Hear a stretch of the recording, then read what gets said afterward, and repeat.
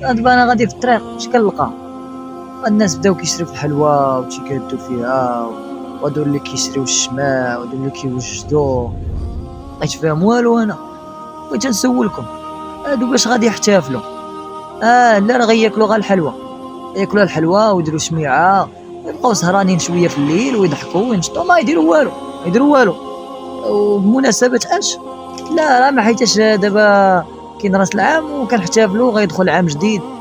واش عارف راس العام شنو كتقصد به؟ كيقصد به هو الاخر ديال العام، يعني غيدخل عام جديد وبغينا نبدلو وان شاء الله العام الجاي يكون احسن. يا مسلم، هذوك الناس اللي كيحتفلوا براس العام راه كيحتفلوا بالميلاد ديال المسيح. مش عارف شنو معنية الميلاد ديال المسيح، انا نشرح لك. الميلاد ديال المسيح هو انهم كيحتفلوا بان الله عز وجل يقولون ان له ولد.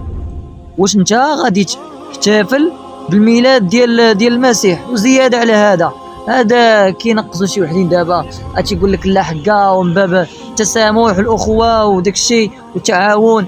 اش لا علاقه لهذا بهذا؟ هذا راه دين، هذا راه عقيده، هذا راه معتقد.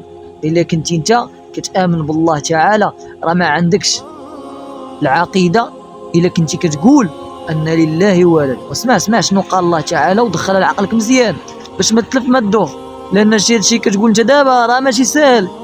راه هذاك اللي كيزني وهذاك اللي كيعق والديه وهذاك اللي كيشرب الخمر ايه كيدير حوايج خايبين، وكاين هادشي كتقول انت راه كبار منه. ولا راه ما كندير والو، ما كدير والو. كتجي في الليله ديال راس العام كما كيديروا الاخرين، انت كدير كتشد كيكه وتاكل. اسمعني شنو قال الله تعالى: وقالوا اتخذ الله ولدا لقد جئتم شيئا إدا يكاد السماوات يتفطرن منه وتنشق الأرض وتخر الجبال هدا. علاش هادشي كامل؟ أن دعوا للرحمن ولدا وما ينبغي للرحمن أن يتخذ ولدا إن من في السماوات والأرض إلا آتي الرحمن عبدا. إن كل من في السماوات والأرض إلا آتي الرحمن عبدا.